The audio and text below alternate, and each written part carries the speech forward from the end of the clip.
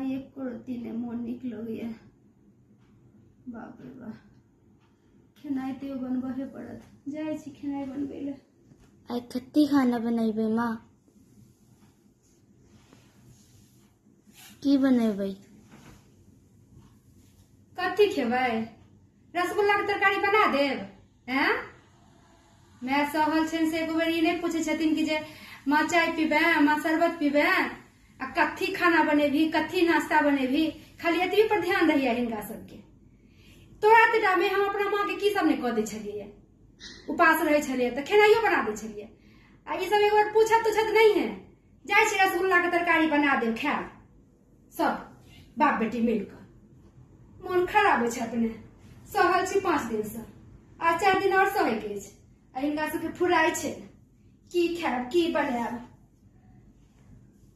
जो बैस रहे छी कनी देर। बाप रे बा माथ घूम गया।